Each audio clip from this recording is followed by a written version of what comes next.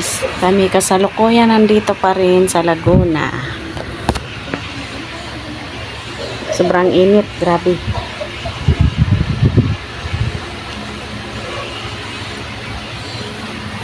Grabe ang init, trip Bicol, umuulan-ulan dito, ang init, grabe. Hindi lang talaga yung importante.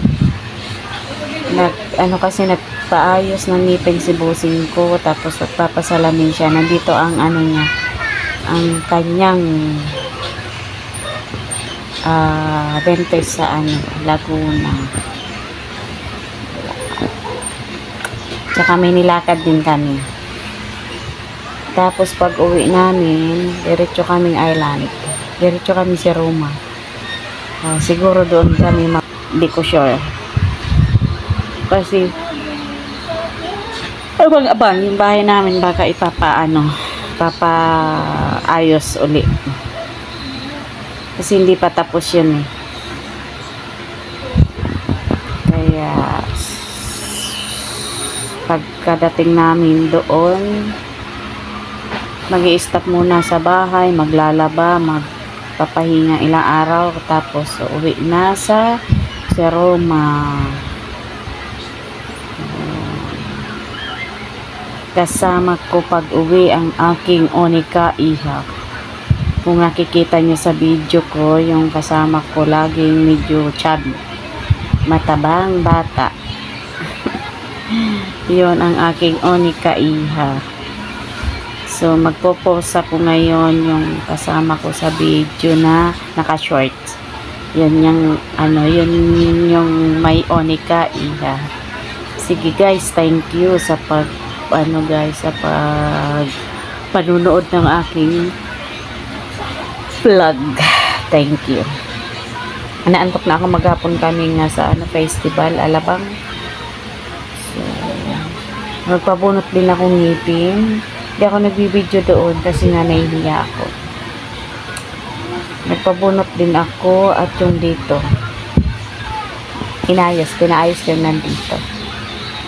Tapos next ata ayun sa baba ipapaayos kasi may kaunting sira. Yung yung parang nagbakbak. Yung sa kuko, di ba may nagbabakbak? Parang ganun yung nangyari dito sa ngipin ko sa loob. Di ko sure kung sakali linis ata kasi minsan papalinis akong ngipin pero di ako nagbibideo guys. Nahihiya ako.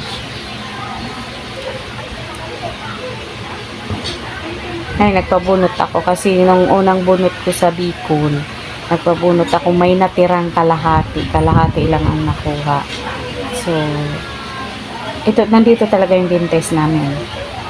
Nagtry ako sa Bicol magpabunot, yung kalahati ang nakuha, may naiwan kalahati. So pinabunot ko dito 2 years ago. So nung 2023 basta mga 27 ata nagpabunot kami. Pinatanggal ko na yung pera, pero dalawa pa lang naman bawas niyan, 1, 2. Pinapaayos ko kasi guys, ito binabunot ko kaysa sumakit, pinatanggal ko. Itong dito pinasta. Sige guys, thank you guys sa panonood sa boring kong video. Ano naman nga yan, saan mga angki ulo mo. So, dali nga na kay mama bay, hawak na dun. Halika baby ko. May dala pa yan namin.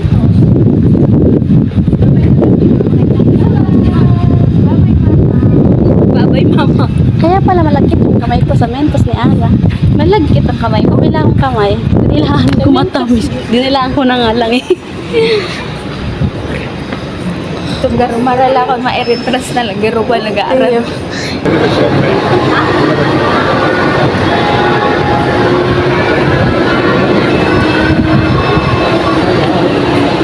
Ayan na po sila, ang mga taga-bundok na nakalabas ng lungga.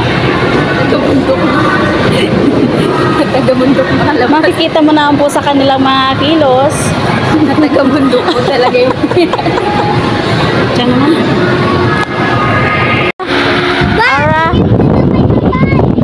Wow, ang galing naman ng Mimi na yan. Ganda ng bag.